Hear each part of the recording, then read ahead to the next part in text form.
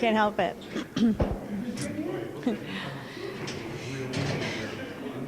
Hi, I'm Laura Kelly, Director of POCA-CapeCod.org. That stands for Protect Our Cape Cod Aquifer, because that's something that we all should be thinking about this day and age.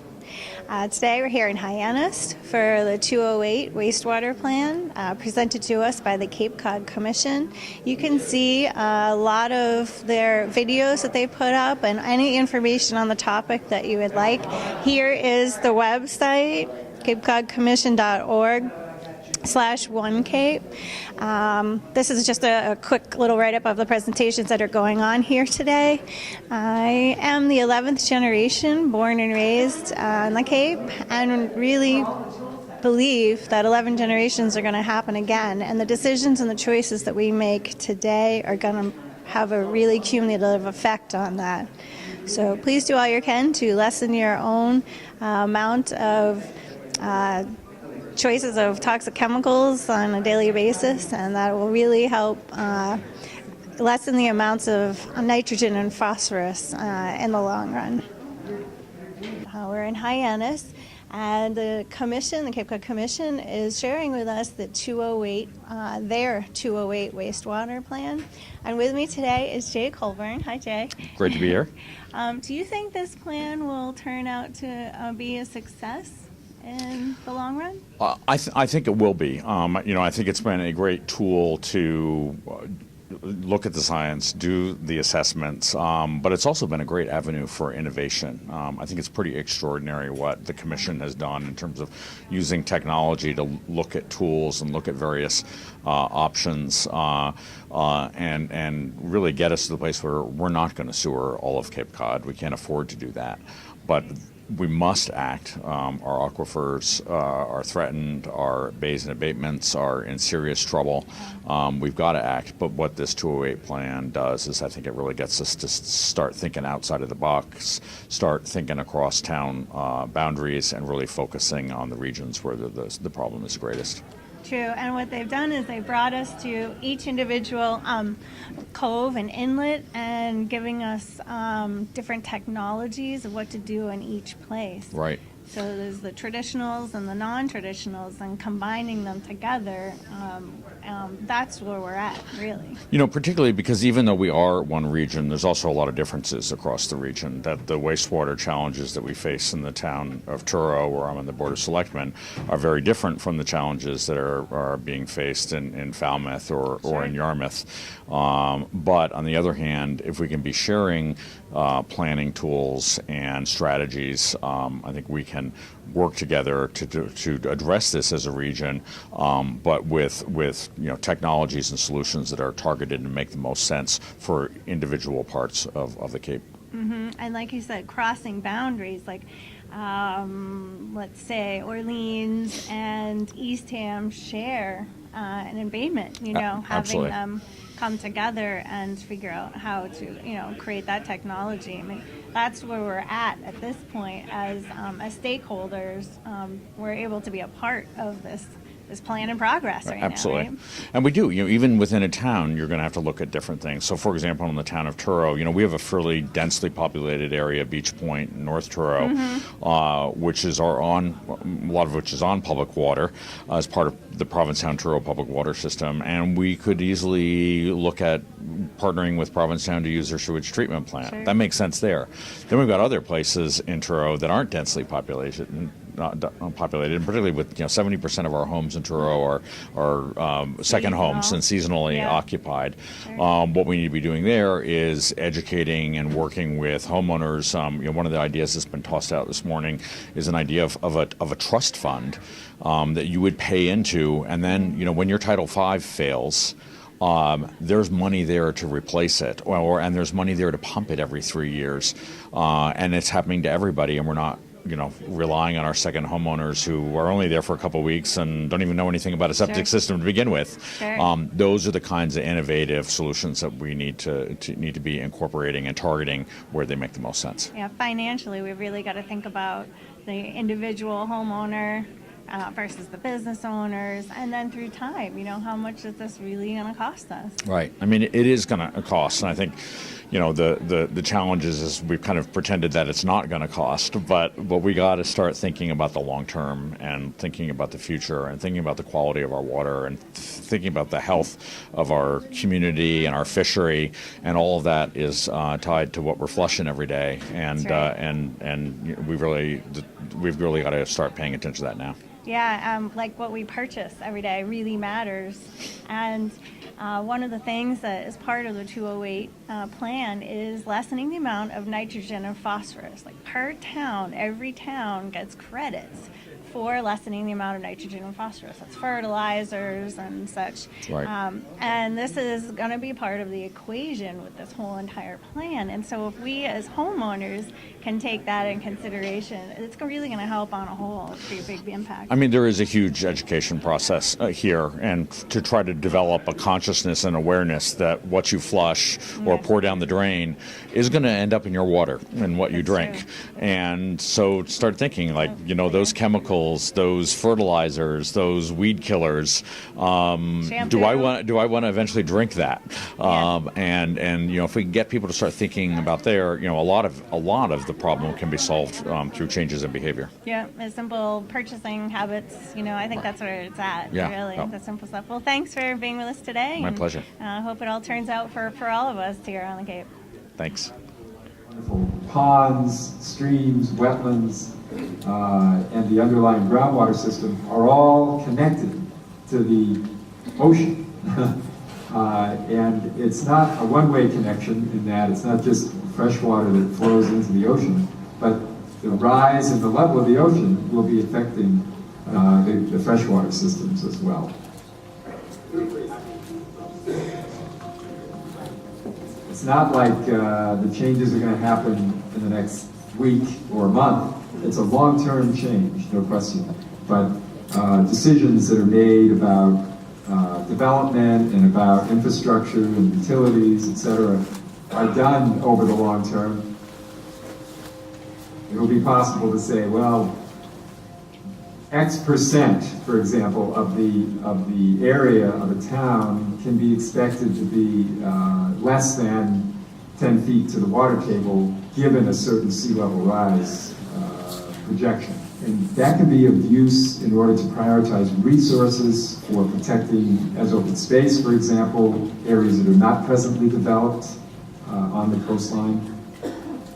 It can be of value to think about alternatives for wastewater where septic systems are no longer going to be viable.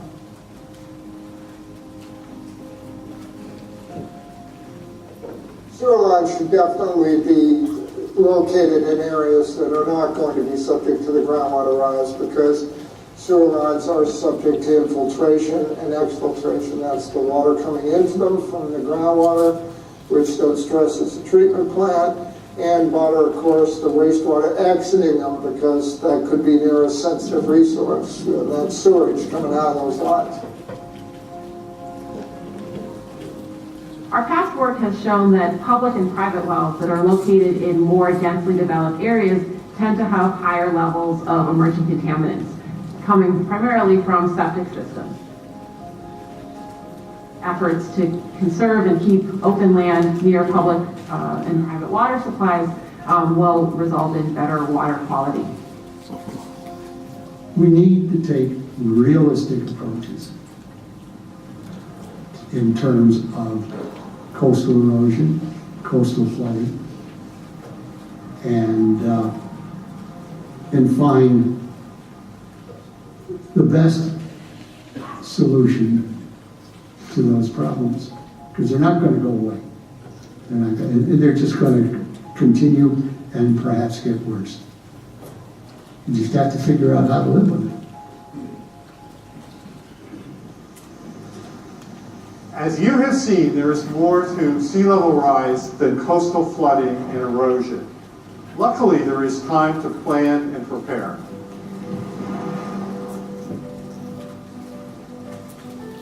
We can minimize human influences on sea level by reducing our carbon footprint, conserving energy, and switching to renewable sources like solar, wind, and tide.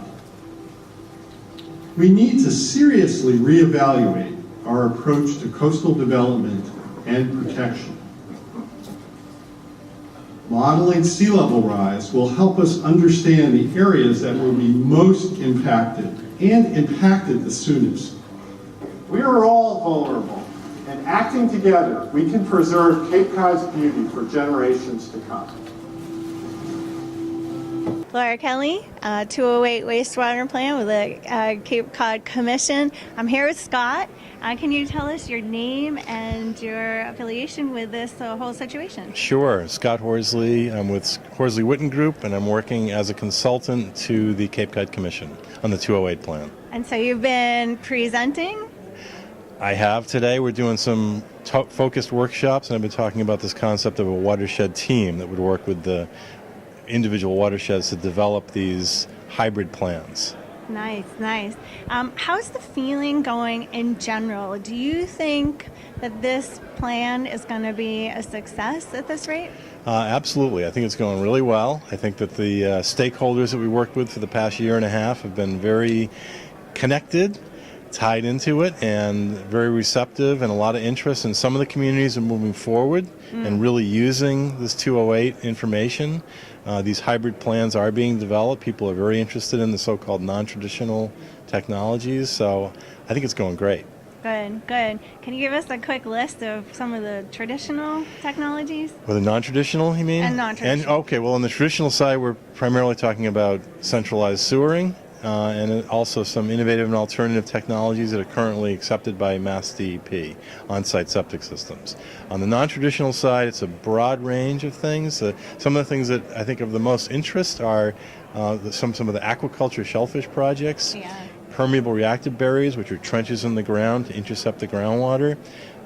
Constructed wetlands is something people are looking at, eco-toilets, a whole variety of different technologies that are being considered. And each individual cove and inlet throughout the Cape. Right. Each one is 57 watersheds, and each one now has a plan, both a traditional and a non-traditional plan. And the intent is to come back to those watersheds, working with the local officials and the watershed teams, and develop what we call hybrids, which would include some traditional, some non-traditional.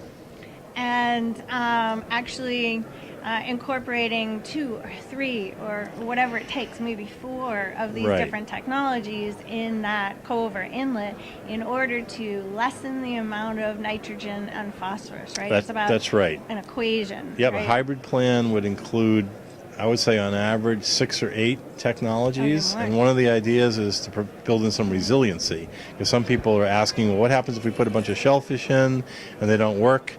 Well, in my opinion, really what they should be asking is they don't work quite as well as maybe the technology matrix suggests. In that case, they're probably still a cost-effective alternative, but the idea would be not to rely on any one technology like shellfish, but to add some shellfish, some fertigation wells, some permeable reactive barriers, and maybe a targeted downtown sewering. And together, what we're seeing is this will provide the most cost-effective approach and one that's really resilient to any changes that might occur in the future. Adding non-technologies that are, how do I want to say, already been here before us. Yep. So like the trees and the plants and the oysters, through time will last longer than the man-made versions.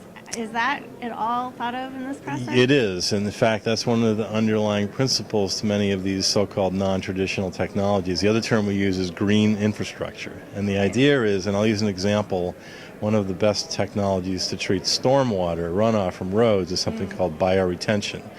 Biological retention. Get the stormwater to come into an area that's vegetated using native natural plants and native soils, and that in reality that really works the best. So in many cases, a lot of these green technologies, what we're trying to do is mimic nature, try to take what Mother Nature has taught us and design it into a facility that can then help treat the water. It'll last longer. It's more sustainable. It's more sustainable, and generally they work better. And in our experience. How about the cost factor in all of the whole 208 wastewater plan? Is this something that's going to be brought in again with all different levels from federal and state and local? Is there any sort of formula or?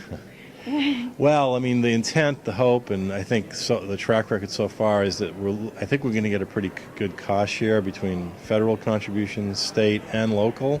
And on the local level, I would also suggest there's probably some good opportunity for private sector and public sector share. There are examples where businesses have done, let's say, focused sewering projects that then allow collection systems to go out into the surrounding neighborhood and allow them to get hooked up. So I think we shouldn't overlook the business community as a player here. But yeah, I think there's some really exciting cost share opportunities here. In fact, they are happening. And I also think there's some significant cost savings with some of these non-traditional technologies. First cut, it looks like many of these might be on the order of half the cost on a $1 per kilogram removed basis than some of the traditional technologies. So some people ask, well, what if they don't work that well? Well, they would only have to work half as well as we think they're going to work to be equal cost to some of the. Interesting. So this again, there's a big upside opportunity here, and I think communities are realizing that, and we'll see. Great. Yeah, that's it. That we're just going to have to see how all this plays out. Yep. We're under the gun a little bit with time factor now. We are. As we heard last night, the Conservation Law Foundation, who brought this suit, there's a settlement currently in place that really gives us until the summer or September on the outside to get our plan finalized, to identify the Waste Management Agency, and start moving forward. Great. Think we can do it? Absolutely. Yeah, we're rolling. We've been at this for a couple of years I think now. people are pretty interested and committed to this. Like I said, the stakeholders were very involved, and I think people are recognizing that now is the time to do something different. Now is the time to take action and stop fighting about what might be the best way, and that's really the intent of this hybrid plan. We can really have it all. And I think people are starting to realize that. Good. Well, thank you for helping and being such a big part of this, Scott. Thanks for talking to me. So in the draft plan, we listed every existing entity on the Cape that fit this description. So it was the 15 towns and the 13 independent districts, water districts, fire districts, water and sewer districts that already exist on the Cape. It is not the Cape Cod Commission. We do not have many of these authorities. So we pointed all of them out. EPA and DP are now saying that we have to sort of designate them as part of the plan. So we're going to do that. And to that effort, we're looking Cape-wide. But the issue is, I think the answer is practical. The 15 towns are really the ones that are best suited to be the waste management agencies. They already do everything that we need to do. The 208 plan itself is built on a lot of the town work that's already been done across the Cape. So to me, nothing else makes sense except to designate the 15 towns as WMAs. The only problem from a federal compliance with the statute is how are you going to deal with shared watersheds? How are our communities going to come to an agreement on how they're going to move forward? And I still don't think that's necessarily a complicated thing to answer, a question to answer, because if you have 3 towns sharing a watershed and they all accept the responsibility for the percentage of the problem that they're causing, that should be enough. That, I think, when you do that, we should be able to put 15 WMAs together with agreements in those shared watersheds just at that high level, and I think it is compliant with what the federal act suggests.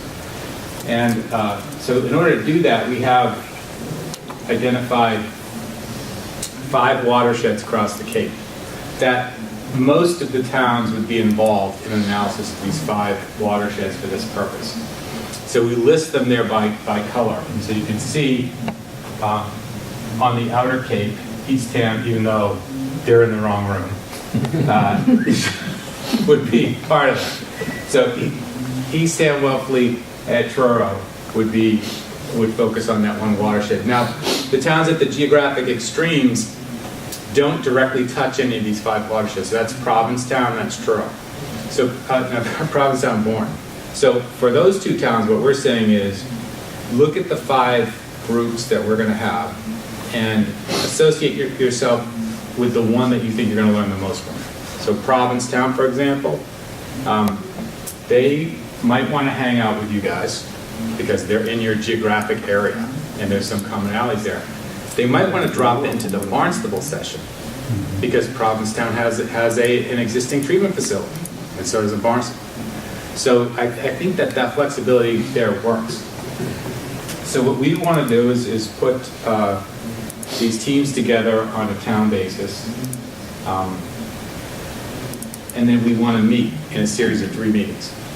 So really, and we have a very short time frame. So in March, what we want to do is we want to have 1 meeting, and at that first meeting, we want to talk about nitrogen load allocations, right? Because this is it. If we can assign responsibility based on a community's percentage contribution to the problem, I think that's the essence of making these designations and getting this done. There are also other definitional issues that we should tackle jointly. One of them is like Sandwich has 17 watersheds, but they really only have like 4 that are meaningful to them. Those are very small, or they're on federal property and not subject to their jurisdiction. So I think we want to come up with a definition of de minimis, like what communities are responsible for and in what circumstances they would not be responsible for that, as well as these nitrogen load allocations. And then in April, we want to go and have these multi-municipal teams meet and consider one watershed. And we would run through sort of a hypothetical watershed scenario development process there. Not for the purpose of solving the problem or developing a capital plan that's actually going to be implemented, but to test the different kinds of capital structures or solutions that might come out and what political problems they may present, so that we can structure agreements based on that. I think this is important. I came from the Mid-Cape session on this, and the Bass River, for example, has very significant problems. Yarmouth and Dennis share that watershed.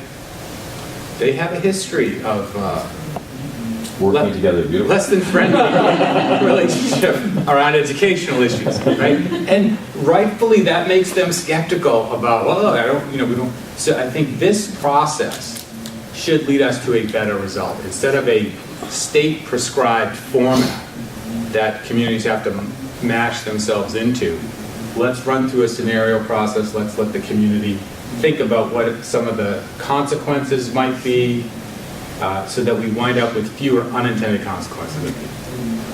And then in May, at the request of the Water Protection Collaborative, they asked us to put lawyers in a room.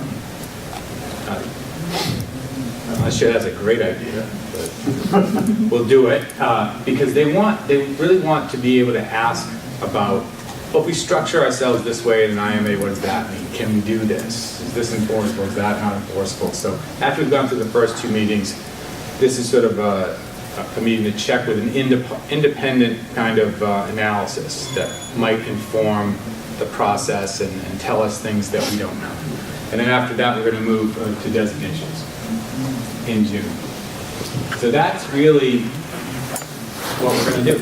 And it's so short and sweet, and we have a very short time frame, so fire away with questions. Just a question about the legal representation. Yes. Is that going to be firms knowing about municipal law, or is it? Yes. Yeah, and I think lawyers are one of the exceptions to 30B procurement issues. So we would probably look to Copeland and Page, John Giorgio, someone like that. Some of the towns are familiar with getting advice from on an independent level to be prepped and come. And we're already counseled everybody except Truro. Yeah. And that may change very soon. Oh, good.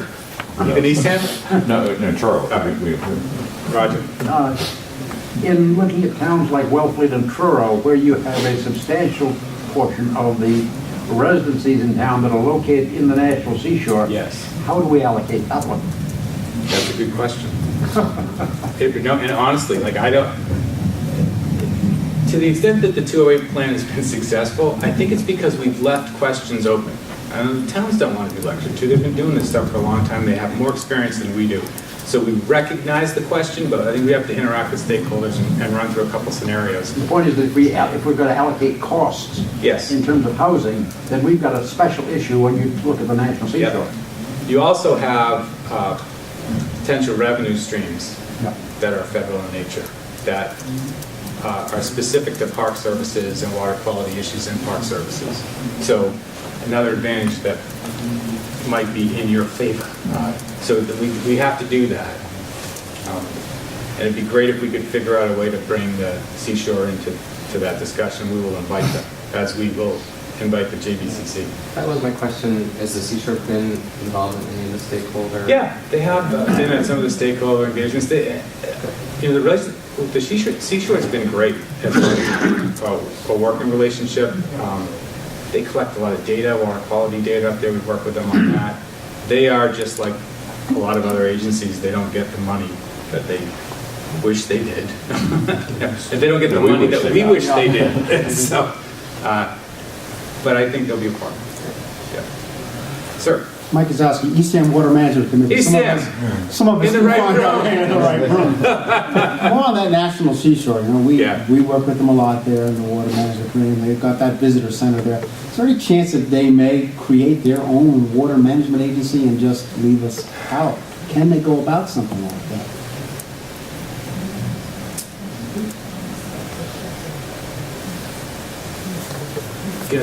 It depends, because you probably know this, but the National Seashore model that we use on the Cape was unique when it was done. It's known as the Cape Cod model. It's been used in other places like the Pine Barrens, I think, since.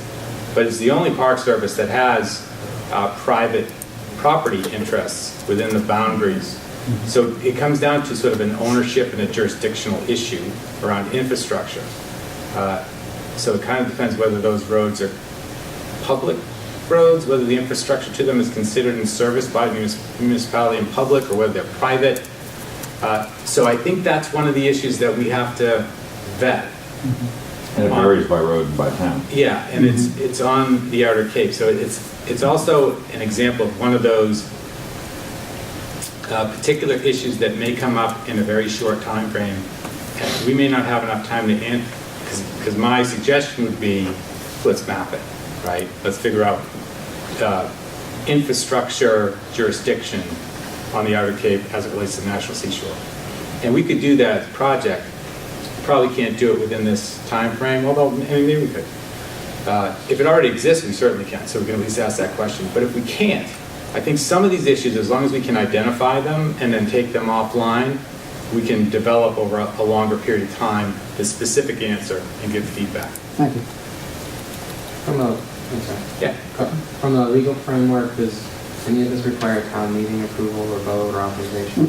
No. Okay. And that's happening right now. Yeah, no, that's why it's going to move quickly, because there has to be sort of a designation, and it's we want to hear, we have to hear from the town and the stakeholders on this so that we can structure it. But it does not require local approval. And so one of the other questions in the Mid-Cape that came up is, well, what does it mean? What would a town then, in accepting or being designated as WMA, have responsibility to carry out the plan as it relates to a schedule? And I don't think that that's the case at all. It's about accepting responsibility. There would probably be some initial sort of planning kind of effort that would have to happen first, but a lot of that we know we can do in-house and pretty quickly, and a lot of it's already been done. So it's a question of incorporating that into an agreement. And then on a basic level, if you have 3 towns that share one watershed, they all accept a methodology to assign responsibility, then I think we have the framework for a discussion that will work. I'm convinced town-wide that if that happens, that these shared watersheds will take care of themselves. Ultimately, because the towns are going to have to sort of think about how they're going to solve the problem. And they're going to have to put something in front of boards and taxpayers. At that point, there's going to be a requirement that the most efficient sort of solution is service. And I think the towns will figure that stuff out. I think there also will be some money that will be associated with some projects, especially alternative projects. So I think some of the initial investment by the towns as WMAs will come from funding that's outside of the town. So there's no risk to the tax base of that as we sort of pilot some of these technologies and start to move forward. Well, I'm kind of struggling with, what do I do on the way home tonight? Yeah. To get the ball rolling. Yeah. Would love to kind of hear your ideas about, what do we do? Do we try to, next week, get our town administrators, select board chairs, and, staff who are working on this together and create a task force to start figuring it out? Is that a good way to start? I think what we need are names. I think the primary responsibility is to figure out the names you want to forward to be included in this discussion that you think will add value. So the commission is going to support organizing these meetings. We're going to do we're going to do it. Okay. We're going to support the structure of those meetings. You just need to get people that you think are going to represent the interests of the town to the meetings. And so we've made some suggestions. It's got to be elected officials, appointed officials, citizens that have been engaged in the process, realtors, business community. It's similar to the stakeholder recruitment process. But that's or what water resource oversight commission chair or board of health chair. Yeah. Okay. And it might be that, given the way we structure it, you might want to make sure that different people are at different meetings. Right. If you're legal counsel in May, but you want your DPW folks there in April. Right. And you might want your elected officials with some of the technical staff there in March. But I also want somebody from town hall staff at every meeting so that we've got continuity. Absolutely. Absolutely. And so I don't know how you don't have anything else to do this spring, Pat. Be over for you. Wait a minute, I'm not supposed to supervise you. Yeah, they know they have to split me in 4 people. But, yeah. And we'll try to make it as easy as we can. And my goal is to get the 15 towns designated as WMAs in a structure that's acceptable under the federal Water Pollution Control Act. And I don't want to go any deeper than we have to go on that, because that's just going to require more work. And we need to allow enough time for that to happen. Wouldn't it be wise at this moment to ask the Board of Selectmen in the various communities to designate themselves? Yes, it could be. If you do that, then they can proceed to set up subcommittees and do anything else they want, but let them do it right at the Board of Selectmen level, right at the beginning. Yeah, we could. Yeah. My only sort of hesitation in that is there are all sorts of hesitations in it, Paul. I mean, I'm really saying that you know what I'm going to say. We're looking at between now and a fairly short interval. Yeah. And if we go to setting up subcommittees and other things, it just takes time. Whereas if we can get the selectmen to designate themselves and then put the responsibility on them to flesh themselves out. Right. Wouldn't that move much more rapidly? Well, I go around to the selectmen's. Sometimes it's tough to get to hit 15 selectmen meetings in a short period of time like that. And then when I feel like when we're not there and they're taking up something like this, Well, Paul Pilcher was supposed to be at this meeting here today. He was yesterday. He was here last night. Yeah, but this is the point where he should be here. Yeah. So, but I've considered that way doing the work. Yeah, I've considered the Board of Selectmen option. The other thing that I sort of know, having known the 15 towns, one of them is going to say no. Well, I'm sure, but then dump it back on them the other way. Yeah, but I have to sort of think that through. So if one of them says no, and I have to designate. Now I have to designate something other than a town, and that is where this whole thing gets really hairy from my perspective. So, but I'm going to think about it, Roger. It's possible to do that. So, I'm really thinking about the way to get that done the most expeditiously, to get the designation done. Then the rest of it, that you can flesh it out later. That's all. Right. I don't think this room is going to be your problem. No. we're all there. What about educating? Are you gonna, is the parents gonna help out with educating homeowners? Other levels?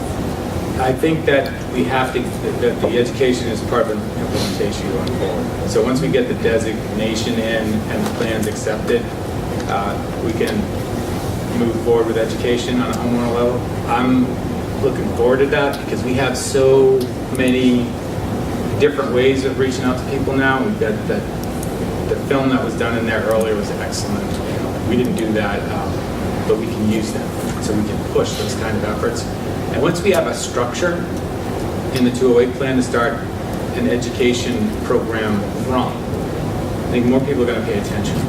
So the plan itself, acceptance and designation of WMA is going to create another sense of urgency around this, and there has to be an educational framework that supports that. Another quick question. The 208 is focusing on lessening the amount of nitrogen and phosphorus. Yes. As you remember last fall, 8 towns took advantage of the fertilizer opportunity. Yeah, that was awesome. Will you help in allowing the other towns? So what does that entail? The EEA? This is, well, it's a good question. We did a Cape-wide DCPC for fertilizers only to preserve the municipal ability to adopt them because the state had taken that away. I was frankly, we had Orleans and Falmouth that were pretty far down the road. To get 8 towns that exercised that was really impressive. So that was really, that was a good thing. But it leaves the others out from the possibility. So one of the recommendations of the 208 plan should be to allow any of the Cape towns, any towns subject to a 208 plan that haven't had the option to vote local fertilizer programs to do that. Now that's probably going to require some adjustment from the legislature. Again, I think the 208 plan itself gives them, they'll do it. So yes, so we're going to go back again. Even if it's not the town that'll take advantage of the 208, we all live about the same aquifer, all, I mean, it's about, on a whole, nitrogen and phosphorus. We've all got to take responsibility for this. So can it be regardless of the towns? No. But that's it. All the towns on the Cape are subject to a 208 plan. So we're all going to, what I'm not going to do is cross the moat and try to deal with the rest of the state, because that, to the extent that we need the legislature to act, that's where this one's being recorded too.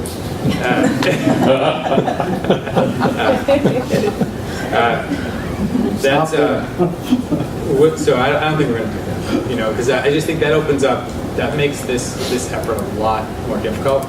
The state has been more than willing to, and legislative delegation has been great on it, and the legislature's been good on allowing us sort of special circumstances down here, given the nature of the problem. And so I think we'll be able to get that designation that way.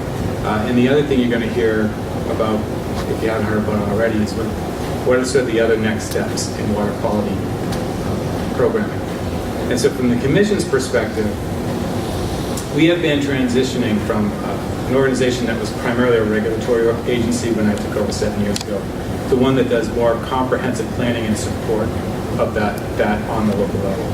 So I want to continue that transition. We're going to do that through a new regional policy plan. And I think that we can, and we have the resources to start to incorporate a water quality program that has different issue areas on an annual basis, but every 5 years sum totals a new plan. So fresh water and ponds and phosphorus is the next issue for us after nitrogen. So I think fertilizer discussions are important now. I think they're going to continue to be important. And I think as we start to educate and collect information on fresh water, it's going to become even more central. Oh, goes so quickly. Are there any other questions? No? Awesome. I can keep going. What about I know it's not talked of for the 208 at this point, but just the commission in general and the near future, let's say. How about looking at pesticides? Yeah. We, as you sort of, I think, know, we're engaged in the pesticide discussion.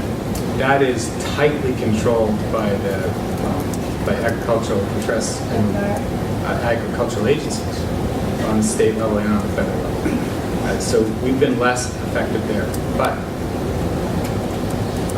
what I would say is that to the extent that the Cape as a region, I mean, given the relatively small population that we have there statewide, we've been able to leverage a lot of special consideration from the Commonwealth.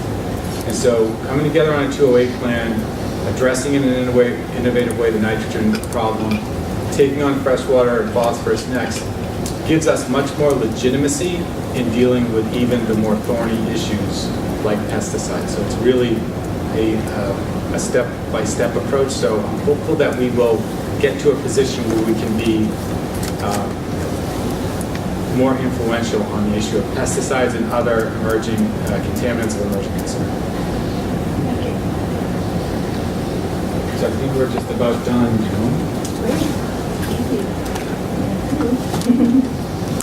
Can I ask a question? No. Well, then if you're going to move back to the other case. When you say education is needed, are you saying like education about the 208 process, or education about the problem, or education about what individuals can do? What sort of education do you think is needed? Yeah, all levels. So down to the nitty-gritty details of homeowners when we purchase things. Yeah, all the way up to what are we doing here today? There's a wide range that we're learning. We've been doing this for a couple of years now, and there's a huge gap. So I hear you saying like solutions, individual solutions up to municipal and regional solutions. And do you feel people understand the problem well enough, or they still need more education? I don't think people understand the problem. No. Particularly when you think about a town like Truro or Wellfleet, and I don't know what your percentage is, but in Truro, we're 70% non-resident taxpayers. And so, how do we engage those people for the very brief time they're here and don't want to engage, and most likely come from a place where none of this is something they ever even thought about. Talking about the 208 plan is not what we need to do. What we need to be talking about is you're drinking what you're flushing, and so think that through when you're going up and down the aisles of the supermarket or going to the garden center. And the challenge on education becomes more difficult the more that we are sponsoring decentralized solutions, right? Because it is individual homeowner action that's impacting this. So if you live in a big city, they just sewer everybody, then who cares? They don't know what the problem is, they don't care, they never will. Because there's a larger governmental agency that's taking care of that. To the extent that we want people to be educated about what they're putting on their lawns, it's a different strategy. But I think as part of the 208 implementation, developing different educational strategies that are more effective for the target populations is definitely something we could do. We can get to second homeowners, and we can get to them with information that's not 208 plan. This is great. We can get to them like, when you show up for 4 months out of the year, don't do this to your lawn. Because it's bad. But it's also called visitors that come here that are unfamiliar with the region. I think that's the challenge. Is educating those folks, because they're here on vacation. I don't care. I don't care what I put down, the same or whatever. Out of time, but I thought, like the branding you're doing here, one Cape, I think is great. Yes. So I think like putting stickers on products that are Column 1K products that are considered safe, that a visitor can come and, stuff like that. You gotta. I think it's a great idea. And branding of this approach is part of the solution. So I think that's great. But thank you for your time.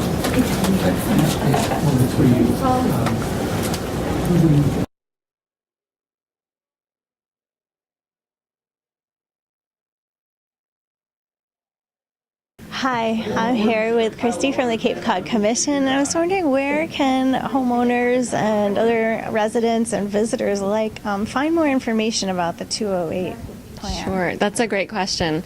We've been trying to make all of this information publicly available through our website, and that's capecodcommission.org. And all of the videos that we've been showing today at the summit will be making available also, and they'll be available on our One Cape Summit website. So if you can go to the Cape Cod Commission site, and that will take you right to the One Cape site. Oh, perfect. Thank you very much. Great, thank you. The goal of this approach is to assist waste management agencies, or WMAs, in designing innovative and cost-effective watershed plans that will achieve water quality goals, comply with permitting requirements, and meet essential community needs. Watershed plans should be designed to integrate traditional and non-traditional nutrient management practices into a hybrid plan that provides both a flexible and adjustable mix of proven technologies and a range of innovative technologies and non-structural management practices. The watershed team process is intended to broaden comprehensive wastewater management planning efforts that have typically recommended town-focused, traditional wastewater infrastructure solutions by providing a broader perspective on potential solutions, more extensive scientific, engineering, community planning, and financial expertise, and new analytical tools. The team will assist in developing targeted watershed solutions and identifying opportunities for regional approaches and shared watersheds. Adaptive management provides a framework to facilitate efficient decision-making necessary to optimize the plan over the implementation period. The watershed team includes experts in water resources, geographic information systems or GIS, land use and economic development planning, finance modeling, legal and regulatory, traditional and non-traditional infrastructure, and facilitation. Water resources experts include hydrologists and engineers with extensive experience in Cape Cod's unique hydrogeology and water quality challenges. They can assist in developing targeted watershed plans by applying decision support tools such as Watershed MVP. They can assist in evaluating site-specific nutrient mitigation projects using groundwater modeling and nutrient loading and mitigation assessments. GIS analysts have direct access to the most current databases and are directly involved in the continual development and updating of map-based analytical programs.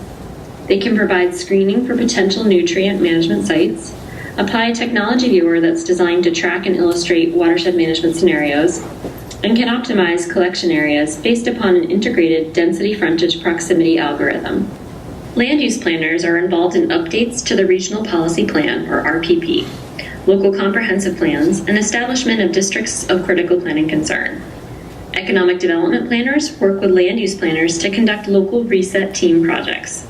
They can advise on consistency of watershed plans with the RPP, build out scenarios, and related land use issues. Financial experts use fiscal impact models to help communities understand the impacts of their development decisions. Fiscal impact models can estimate the difference between the costs of providing infrastructure and the revenues generated by the development utilizing that infrastructure. Legal and regulatory experts work closely with the Massachusetts Department of Environmental Protection and the United States Environmental Protection Agency and are familiar with 208 consistency requirements.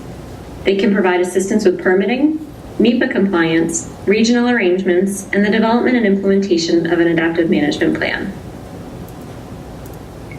Facilitators have served a critical role in the successful development of the 208 plan update. They can assist with consensus building, public engagement and outreach, and overall project management. Non-traditional technology experts are directly involved in the state-of-the-art research on a broad range of green infrastructure and non-traditional technologies and made significant contributions to the Water Quality Technologies Matrix. They can provide assistance in selecting, citing, and evaluating these technologies and in the application of the Technologies Matrix and Watershed Calculator. The Watershed team will work with the WMA, member communities, identified stakeholders, and third-party consultants to develop an integrated hybrid plan that addresses identified water quality restoration goals and incorporates local preferences. Specifically, the Watershed team can assist in developing a step-by-step approach to building a locally supported watershed plan. Specific tasks that the Watershed team can assist with include developing a watershed plan outline, tasks, and schedule, including a consensus building process and a public engagement strategy. developing a scope of services for a third-party contractor to provide specific engineering tasks necessary to complement the watershed team. Explaining and applying analytical tools, including Watershed MVP, the Watershed Tracker, the Technologies Matrix, and other decision support tools. Assisting in the development of a hybrid plan by providing recommendations for green infrastructure for non-traditional practices and traditional sewer collection systems. Working with the WMA stakeholders and third-party contractors to evaluate the feasibility of individual hybrid plan components using site-specific data and local knowledge. Identifying and evaluating potential public and private options such as satellite wastewater treatment systems. Working with third-party contractors and developing comparative cost information. Assisting in the development of permitting strategies, and developing targeted monitoring plans and associated adaptive management plans. Watershed teams are intended to help communities achieve consensus on an approach for water quality restoration by providing expertise and decision support tools to assist in identifying the best possible combination of technologies and approaches for the watershed. Benefits to communities that request a watershed team include technical assistance throughout the project, potential regulatory flexibility, and increased likelihood of obtaining funds for projects that are consistent with the regional plan.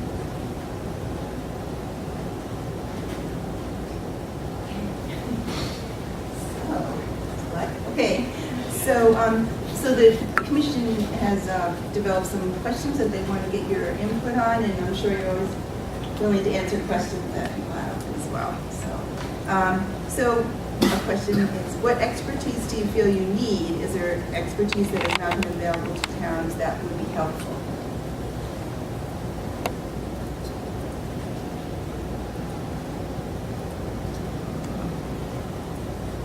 I think we can expand that question a little bit. We've kind of outlined how we might foresee a watershed team working and some of the key players in the watershed team. But as you proceed through your local planning, is there anything you can think of that's missing from that, or that you'd like to see potentially amplified or provide more assistance to the towns? And they were also just together with what information do you need and what tools. So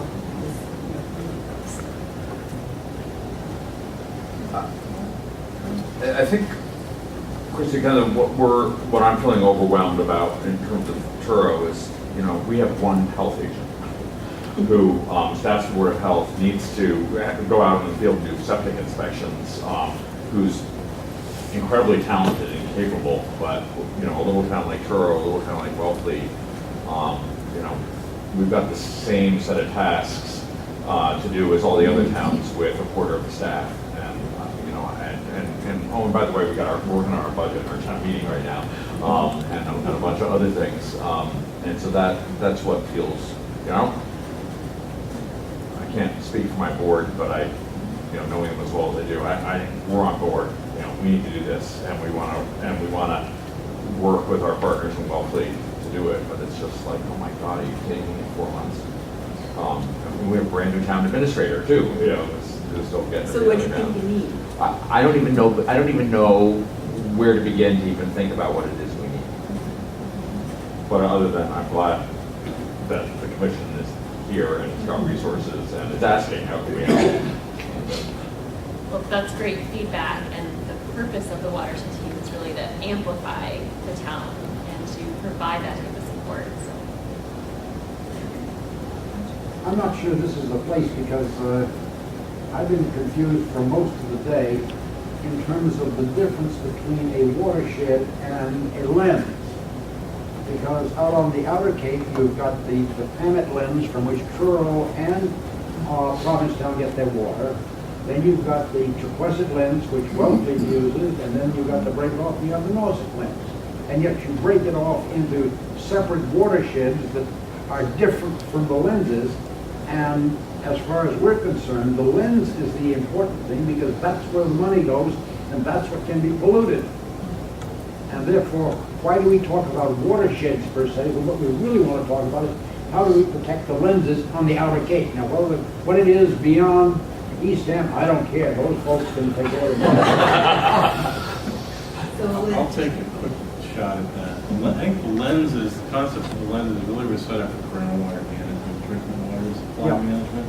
Probably the easiest way to think about it, the watersheds that we're talking about are in fact delineated by groundwater divides, which is very unique. If you go around the country, talking about watersheds, mostly surface water, surface topography. So we are using the same information that's generated to identify the lenses, the groundwater lenses, as we are in watersheds. But the simplest way to think of it is the watersheds are subsets. It's the part of the lens that flows to and identifies embayments, like Wellfleet Harbor. Yeah. So you have the whole lens there, but only one part of it goes to Wellfleet Harbor. And that's maybe the distinction.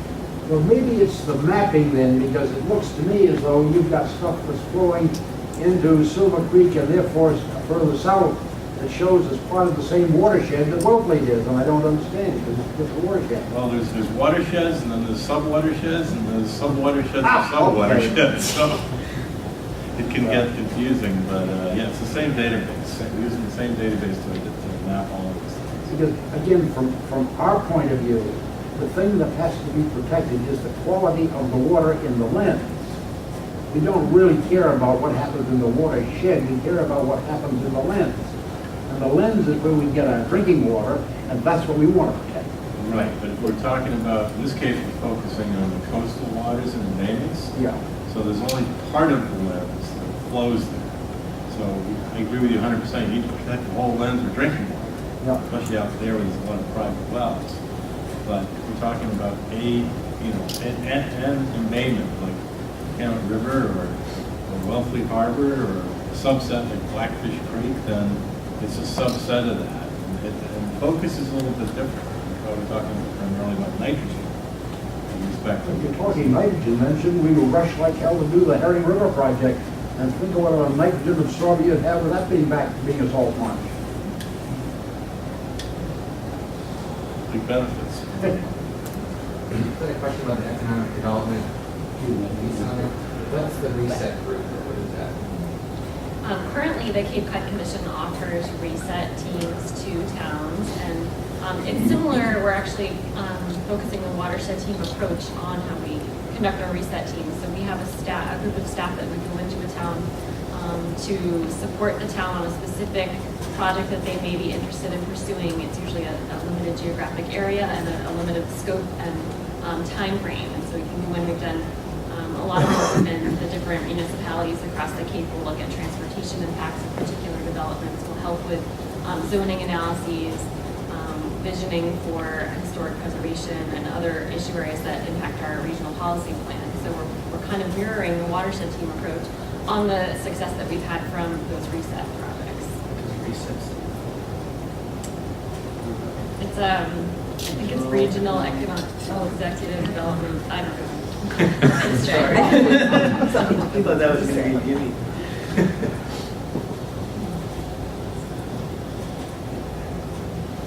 Is it the expectation that these watershed teams are led by individuals from the community, or is it being led by the commission with support from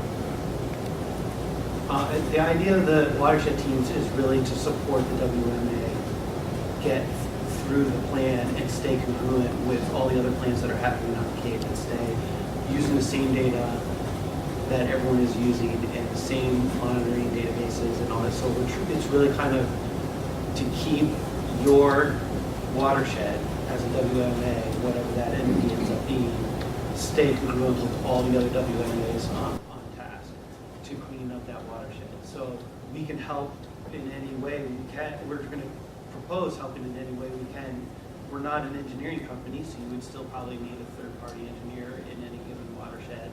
But we would provide the technical assistance to get that engineering company on board, and also we would provide we've talked about the stakeholder or the facilitating process to get your stakeholders involved with that process and everyone talking and using the same language.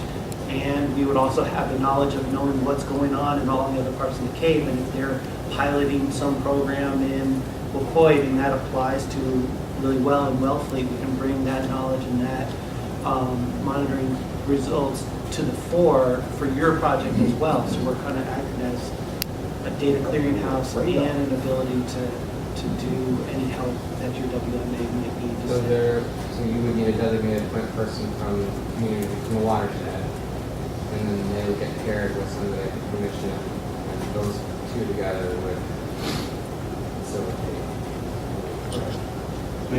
Maybe add to that. It's an interesting question because we haven't, first of all, we haven't identified who the WMA is. Right, that's the. And let's assume the WMA in this area is a group of towns like these, let's say Truro, Wellfleet, and Eastham share the watershed Wellfleet Harbor. So some entity, maybe a 3-town group or whatever. The idea would be that the watershed team would support that group and provide technical assistance. Now that, as Jay mentioned, that group or the individual town may hire their own lawyers to legal issues, and they hire their own engineers to look at specific town-specific issues like the town landfill or something. But the idea would be that the watershed team would have a bigger picture. I think what we're saying is the commission has developed some pretty good technologies, applications, and expertise that really can provide the group of towns, whoever that WMA is, pretty good assistance in putting together these hybrid plans. So maybe one way to think about it is like a partnership. The commission partners with the member towns and their, if they hire consultants for specific other things, like this all goes together as one group.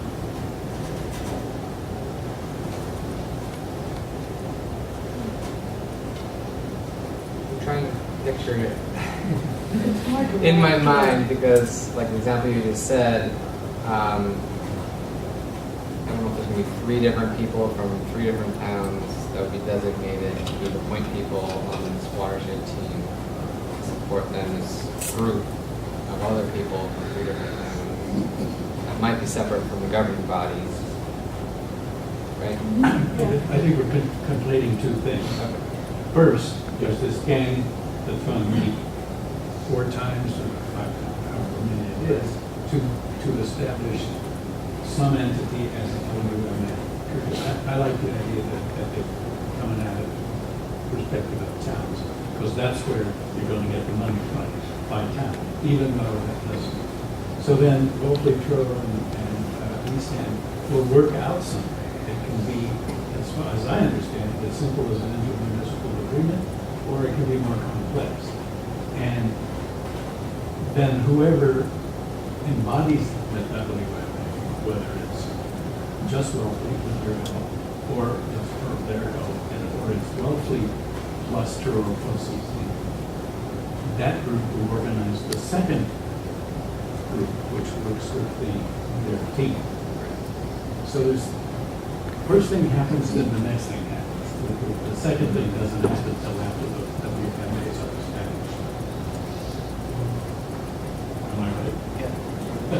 Oh, that's right. And this is all really good feedback for us as we look to further develop the process. So we appreciate the questions. I'm going to go back to Jay's question at the beginning. It's going to come down to these duties are going to get assigned to somebody. And seeing that Wellfleet's the majority of the watershed, it's probably going to be me. Don't you wish you had said promise that? That's why I'm asking all these questions. So, well, I mean, it's clear to me. It just needs to be discussed. I mean, if you're saying you appreciate it for people in a position, are you saying that the people on the watershed teams could actually help do some of that extra work that comes up front? That's what I thought you'd say. Give us some help. But, so would that be helpful for you to do in the next? Okay, well, I mean, we have digital and electronic-based, I don't know how to explain it more basic than that, but tools that can help in the planning process. So we have this technology matrix that looks at different technologies. That technology matrix automatically uses that data to feed our other models that actually do some planning on the ground, watershed MVP being the primary one, where you can start making preliminary plans without even hiring an engineering company. And also we can start using the data that you get from your Pairing River restoration as credit towards, you know, you as something that you're already doing locally could amplify your effort. You're probably a couple of steps ahead of a lot of other watersheds that are out there by already proactively doing these kind of non-traditional approaches without even looking at what's on the ground. So we can start finding the envelope of like what is the possible problem, where could the possible problems be, just using GIS tools and such to make it so that you don't even have to do any heavy lifting of hiring an engineering firm or anything right off the bat. You can start focusing on where you think areas could be already benefiting from things you're already doing, or where possible hotspots could be, that you can then use as knowledge to get you down the line of not having to spend a whole ton of money and just say, okay, engineering company, come in and just tell me how to fix it. And so we're because we have water resources people on staff, and we have GIS people on staff, and we have other people that can work out some legal issues and things like that. We're saying that we have an opportunity to provide you with some assistance before you even start thinking about budgeting for any other third party in any capacity to come in and start figuring this thing out. Do you have templates kind of already in the works or thinking about how like these three towns can I mean we haven't discussed it, but it must be like templates of language all about how we would form the And I think a lot of the tools too that we've created, the decision support tools, will help you move forward with your planning. So if you haven't already taken a walk through the black box, you can go ahead and do that. It's in the back of the main room. And we have our GIS experts in there that can actually walk through how the tools were created and the details about the data behind the tools and show you how to use them in more detail. So watershed MVP, as Jay mentioned, we have our watershed calculator. We've also created a financial model using an outside consultant as well. So that will be made available to the towns because obviously cost is a big issue. And paying for the solutions is something that's going to require a lot of time and effort. So those are some of the tools that we'll make available with the commission staff's assistance through the watershed team approach. I don't want to go off topic. There's 5 minutes left. So. I mean, I was thinking that, I mean, you almost have an opportunity as Wellfleet, Truro, and Eastham to come up with a way of developing the WMA that could be the model for the rest of the Cape. So instead of letting the Cape tell you how to do it, if you have a communication system or a relationship with these other towns, you have those small enough towns that you can create something that hasn't been done yet on the Cape and use that as a model and how other towns can move forward. And I mean, that's where we're trying to be as a commission, as kind of that regional clearinghouse stuff. Like, hey, when Falmouth and Bourne are trying to figure something out, we can be like, hey, well, Eastham and Wellfleet have a really cool agreement that does X, Y, and Z, and that might help you there. You know, so it's like it can work both ways. You have the small enough scale, relatively, project that we could learn from you too. If you Yeah, guys I had a thought. I don't know how many people were here last night. One of the questions from one of the select people, forget which town he or she was he, asked about, it was a question that Chris Killing could see a lot about, could Cape split up into sub-regions? One model was WMA. Going back to the question about the lenses, I mean, that's an interesting idea. Frankly, I haven't thought of it until just now. If we have 6 lenses across the Cape that are groundwater units, and all the watersheds fit into those sub lenses, so that'll be one way to potentially organize this. Then a variable town to fit into that. Going back to the question from last night, that could be an interesting way to think about it. Jay's idea sometimes when you're smaller, I do a lot of work with the state of Rhode Island. They can move quick because they're small. And they come up with ideas quicker than a state like Massachusetts. I think using that analogy with the Cape, maybe the Outer Cape could really move quicker on something like this and come up with a model that could show the rest of the Cape way. That could be using this lens or groundwater sub-region as a potential model. I was going to say that in answer to your proposal, don't forget. It's not my proposal. Please. In answer to your proposal, add your thought, and that is that the smaller a town is, the more parochial its interests are. That, I think, is axiomatic. So that when you get 3 small towns, it's much harder to get them to work together than it is to get 3 larger towns to work together. Maybe not.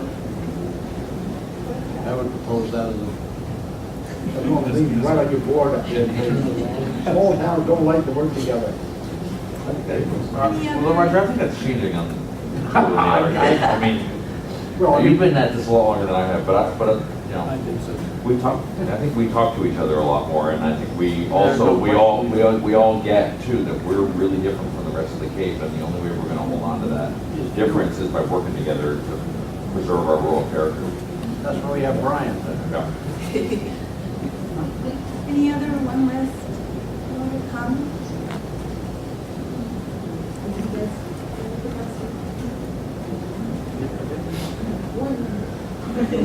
All right. Great. Well, thanks for all this great input.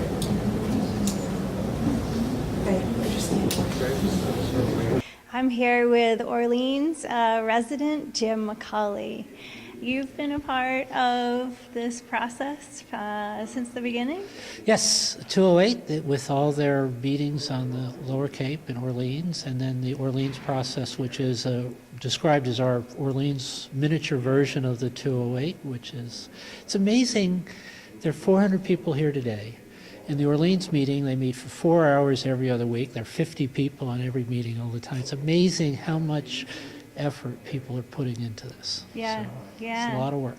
Are your thoughts as optimistic as Scott's were? Do you feel this is going to work out in the end? The good news here is there's generally an acceptance that we have to do something. It's a big issue. We're moving forward. There's still, it's not going to be easy. It's not going to be cheap. We have the settlement. One of the groups that's here today is Conservation Law Foundation. They've got a settlement with the EPA. So we've got DEP, Mass DEP, US EPA, Conservation Law Foundation. I think that settlement will provide pressure on the towns, but it's not at all clear how that's going to work. There's a lot of uncertainty, a lot of questions about that, but I believe that will push us. But it's a lot of money, it's a lot of stuff, and it's going to be a lot of work left. Keith, for those that don't know what the lawsuit's about, can you talk about that? Oh, sure. So, Sure. Can you describe to us a little bit about this lawsuit? So I'm not the expert on that, but Conservation Law Foundation, who was instrumental in the original lawsuits to clean up Boston Harbor that resulted in the mass water resource, several years ago, maybe 10 years ago, they filed suit against the Environmental Protection Agency saying they weren't doing enough to clean up the waters on Cape Cod. What then happened was that triggered about 2 years ago this entire 208 process. So they're responsible for this entire 208 process. Within the last 2 weeks, there's been approval by the courts of a settlement between Conservation Law Foundation and the Environmental Protection Agency that basically says that everybody on the Cape is going to use the 208 process, which is being completed now, as the basis for moving forward over the next 10 years, or next really as much as 40 years. By September 15th, or on September 15th of this year, the Environmental Protection Agency will need to accept that, in fact, we are moving forward, and a key aspect of that agreement is the creation of wastewater management agency or agencies that will help monitor the process moving forward.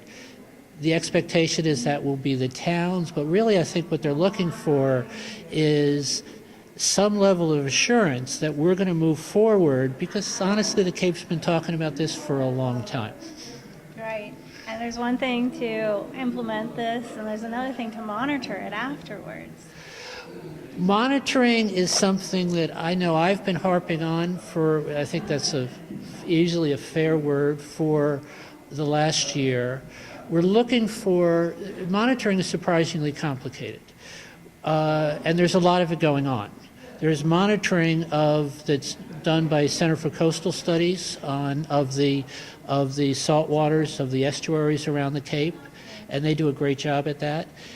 Every alternative technology, actually any pilot project that you do, or any project that you do, will have monitoring to see that it's effective, see that it's working. What we're particularly concerned about, I represent the Orleans Pond Coalition, what we're particularly concerned about is the freshwater ponds. We've got a lot of people that have been monitoring, we have 10 years of data, and we're looking to develop an overall strategy to develop kind of a common database, a clearinghouse, a little bit more discipline, so we can take advantage of all the work that's being done.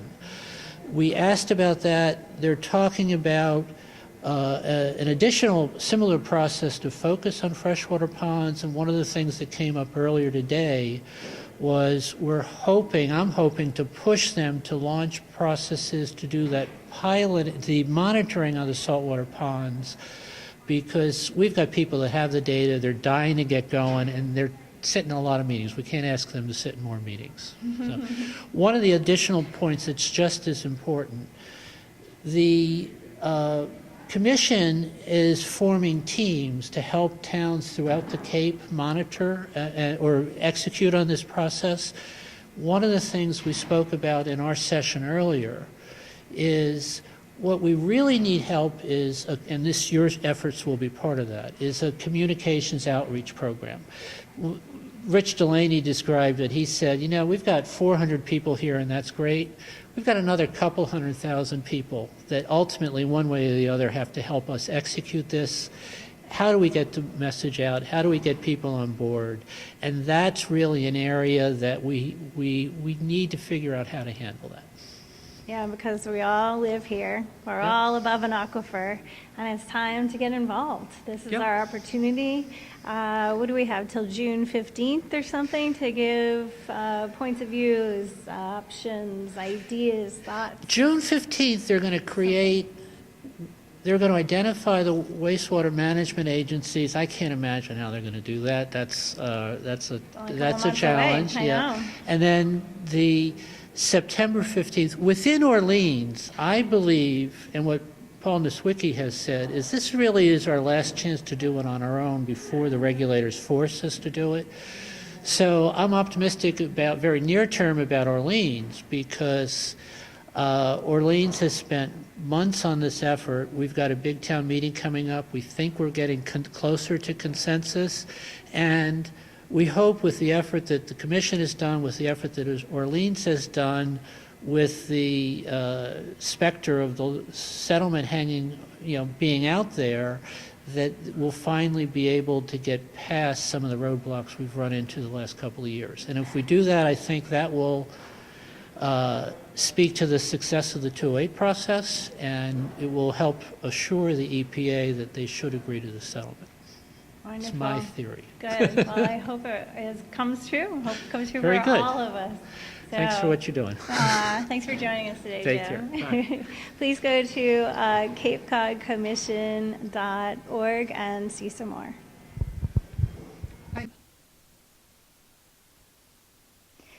The purpose of the 208 wastewater plan is to come together as townspeople, and citizens, selectmen, and work together with neighboring towns, because a lot of the watersheds are shared, to come together and figure out how to take care of our wastewater. There's so many, technologies, over a dozen or maybe even up to 20 possibilities. And it's a matter of coming together with the understanding that we all have the same goal. And there'll be so many different equations, so many different ways to get to that goal, differences in topographies and you know, textures of the land and, you know, the way the towns work. There'll be so many different ways to get us there. Regardless, this is something that is very critical for our time right now. This is something that needs to be addressed. Come to the table with ideas, get in touch with the Cape Cod Commission if you have some others than what you've seen today.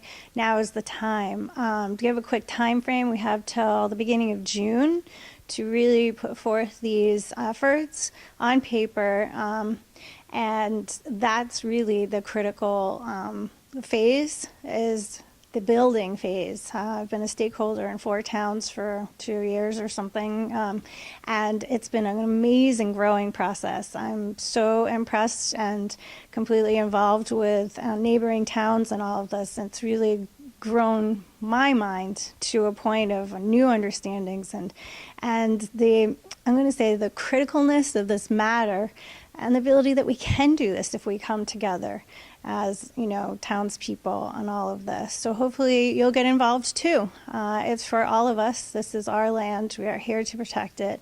And I feel glad to be a part of this.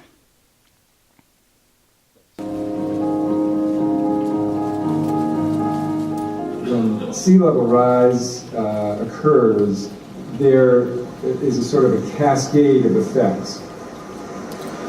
That freshwater lens that floats on the saline groundwater at depth rises accordingly. The rate at which the groundwater levels are rising in some of our observation wells closely match the rate of sea level rise that's been observed at long-term tide gauge stations at Woods Hole and in Boston. 10.76. That's a big issue for Cape Cod because we have a very high concentration of septic systems. It is good to think about what the implications of sea level rise are to wastewater treatment, particularly in the low-lying areas, because the treatment isn't there. And then we're going to start really impacting on particular surface water, recreational shellfish waters and things like that. The highest concentration of population tends to be right along the coast as well, where of course the depth of the water table is the most shallow.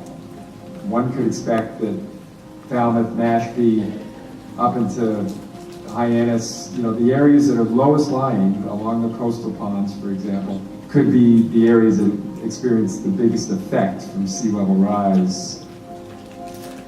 Those areas are going to see high water tables that will potentially interfere with subsurface infrastructure, particularly septic systems. For the town Seward, the area, I put in 3 different septic systems over less than 40 years. There were houses on Silver Beach Avenue in the low spots, which are still using cesspools, which overflowed, and not only that, but they were flooded out every time the water was above normal, and polluted the whole area. Well, in Hurricane Bob, we came down to the area because it was flooded completely, particularly the area that's Seward right now. And all I remember is people not being able to get to their homes. And walking a little bit toward the edge of where the water had come up to, and you could see some cesspool covers right there. So it was like those systems were completely flooded. In other situations where the flooding may not be extensive, you could have wastewater right beneath the surface and not see it. And then, of course, when you start using that system, it sort of pulses onto the ground surface, and that's where it really represents a public health threat. There are a lot of concerns about future scenarios where, with climate change, groundwater levels might be rising. We're interested in understanding how endocrine disruptors, hormone-mimicking chemicals, and other contaminants of emerging concern can make their way from septic systems through groundwater and ultimately end up in drinking water and in ponds. For instance, we've found pharmaceuticals such as antibiotics in drinking water, and this raises potential concerns about antibiotic resistance. We've also found chemicals called perfluorinated chemicals. These are found in non-stick and stain-resistant products, as well as having commercial applications. And these have been linked to a number of health effects as well, including cancer, hormone disruption, and liver damage. We think that septic systems are a source of emerging contaminants into Cape Cod groundwater.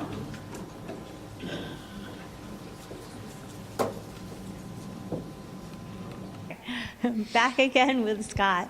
I was wondering how you felt about today's, like, what's the outcome of all of this? Was there good impressions by people? What's the feedback that you've been receiving? Yeah, I think it's going really well. I think people are having really good ideas, things we hadn't anticipated, which is good. And people seem very engaged. There's a lot of subjects on the table. It's complicated, like this waste management agency thing, but I think people are certainly starting to think about it and coming up with some interesting ideas. And yeah, I think it's going great. I liked how the groups were like with 4 or 5 towns together. So we just did like break-up sessions, I guess they're called. Yeah. And so like the Outer Cape was together, and so we were able to listen to our own local selectmen as well as stakeholders in the same room with the same topics. Yeah, I think it was great that the groups were put together in multiple towns in a room, and it facilitated that discussion. They've always been good at that throughout the whole stakeholder process, but I think it was nice to see them together and exchange ideas, and definitely I think there's a lot of presumption that they're going to have to work together and that they want to. Right. So what about education? Education is going to be the key to this being a successful plan. Yeah, that point was made big in a couple sessions, education and outreach. Somebody made the point that we got 300 or 400 people here, which sounds like a lot of people, but there's about 200,000 people that are missing that live here in the Cape. Right. And a lot of this stuff is going to have to be implemented by the homeowner, by the business owner, by voters, by people that serve on local boards. So there's an enormous challenge to get this understanding and this commitment that we're hearing here today out to all those other people. So I think that one thing we have to keep thinking about is how to get that message out. What you're doing here today is a great example of that. Yeah. So, in my view as a part-time educator, part of that's a key part of this whole thing, yeah. Mm-hmm. Was the Cape Cod Times here today by any wild chance? Did you notice? Like, it'd be great to have a page or 2 or 3. Exactly. I honestly haven't noticed any media other than you guys here. No kidding. All right, congrats LCTV. Shout out. But they may be here, I'm not sure. Do you feel as though with the feedback that you received last night, we were also here, and today, that more people are going to get involved? Like that these people will go out seeking more outreach? I hope so, and I think a lot of people realize that they need to take the message home. In fact, one of my sessions asked, what do I do on the drive home tonight? Which I thought was a great question. And I think that's the way they should be thinking. Like when they leave here, not just go to their favorite TV program or whatever, but think about what they're going to do with this information and commitment. And, there's a lot they can do. So sure. And no matter what level we're at, that was the selectman, by the way, I believe. Okay. And so no matter what level we're at, even me as a stakeholder or a homeowner, I mean, there's so many different levels. There's so many different ways we can help the situation. Absolutely. Well, like I said, some of this goes right to your home. Everybody here has an option to put in a composting toilet or a urine diversion toilet, which can be done not quite tomorrow because you need to get a permit and you need to get a plumbing permit, but literally there are things that could be done. People could re-examine their fertilizer application. Exactly. They don't need a regulation in place to do that. Homeowners can do that on their own. And frankly, it's interesting to think about this, but homeowners could solve this entire problem voluntarily at home. Ooh. Which is interesting, when you think about it in terms of lawn care and wastewater. I'm not saying it's simple, transforming because I've been trying to do it in my house, transforming your Title V system into eco-toilet is not a simple matter, but it is doable. And that would not require, like I say, any regulating, any, so I think that's an extreme. I don't think that's going to happen. I'm just saying it illustrates the possibility of what can be done by residents. Right, and that includes products that we purchase. Sure. Of course, what we do outside our lawns. Yep. What goes down our drains. Yep. It's just changing purchasing habits. Yep, thinking a little bit more carefully about what are in those products, not only nitrogen, phosphorus, but a lot of the so-called emerging contaminants, being aware of that. And I think these, again, individual shifts can be a big part of it. Is that something maybe the commission could put on their website? Maybe alternatives or what not to purchase or what not to look for? Well, I don't know if they've gotten that specific, but I think the message about, involvement all the way from homeowners to businesses to communities to watershed-wide is there. And I think that certainly the message, the details about what products to use, I'm not sure is there, and I'm not really sure it's an appropriate thing maybe for the commission to do. True. But I think certainly trying to educate people that they do have options, and there's certainly good information out there on the web with a lot of other organizations on product choices and so forth. Do you think that we'll be able to come together with all the decisions and choices that we have and the time frame that has been given to us? I'm an optimist, so I'll say yes, and I'll also say that to my knowledge, there is, when you say time frame, there is some time frame this summer and September for the formation, identification of waste management agencies. So that's a time frame, but I think that the time frame for implementation is a little still out for discussion. We've been talking about a 20-year, 30-year, 40-year planning horizons because it's going to take time to implement. And we'll probably do some test sites. Definitely going to do some test sites, and I think EPA is stepping up to the plate, the state's stepping up to the plate to fund some of these pilot projects. Yeah. And I've been really a big supporter of these in terms of getting some of these alternative technologies tested, because I really think they will work. And in my view, even if they don't work, to me that means they don't work quite as well. And again, in many cases, that might mean they're still cost effective. So I'm very optimistic about it, and I think that the more pilot projects we can get going, the better off we'll be. Yep, and then we will know. Then we will be able to fill in the equations, and that won't be as vague. So exactly. That's something we have to look forward to. Yeah. Is that like the next step, you think? That's one of the next steps. As I said, some people got to be working on this institutional issue of the waste management agency, but I think the people who are doing planning, watershed planning, should be, and they are identifying potential sites for these pilot projects. And wonderful. I think we're starting to see this develop. I think there's dozens of these projects in the planning and design phase right now. So I think in the next year or two, we'll see some real stuff happening. Well, thanks for sharing more thoughts with us. All right. Today, Thanks Scott. again, Laura. Good luck with See ya. everything.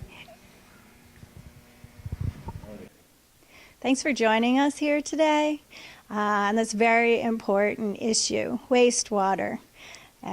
We all need to get involved. Each one of us does matter. We have a lot of responsibility, and we can all do this together. It's really important, and now is the time. So thanks for joining us, and look forward to new shows in the near future.